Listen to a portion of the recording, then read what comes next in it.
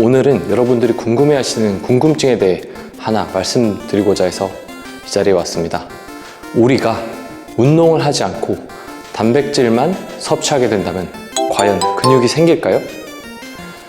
정답은 아닙니다. 우리가 운동을 하지 않고 단백질만 섭취하게 되면 우리 몸은 이 추가로 섭취된 단백질을 잉여 에너지로 분류합니다.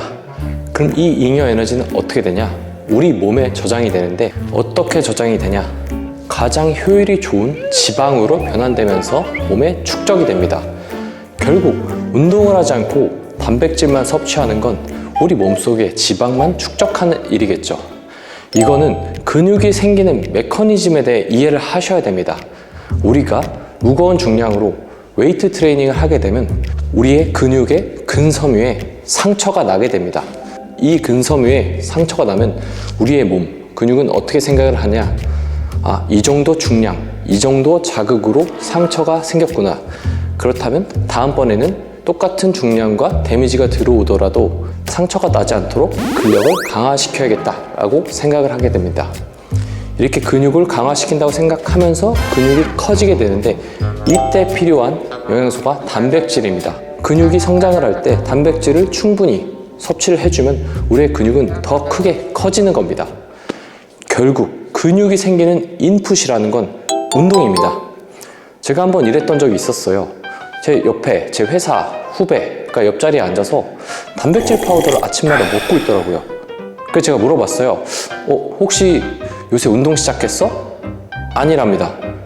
그럼 단백질 파우더 왜 먹고 있어?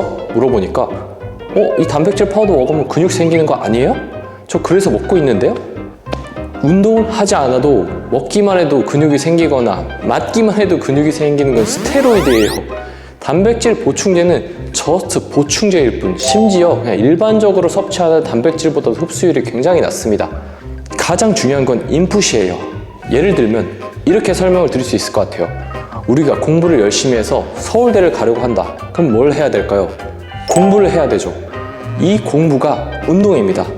그렇다면 우리가 공부를 하기 위해 필요한 건 뭐냐? 참고서, 인강, 학교 수업 등이 있겠죠? 이 여러 가지 중에 딱 하나, 그게 단백질 보충제입니다. 수업, 과외 수준도 아니에요. 참고서 하나 사는 수준 정도예요. 우리가 수학을 마스터하고 싶다고 수학의 정석 책을 사면 끝인가요? 아니죠. 이 수학의 정석 책을 가지고 공부를 열심히 해야 우리는 수학을 마스터하게 되겠죠. 이게 똑같은 겁니다.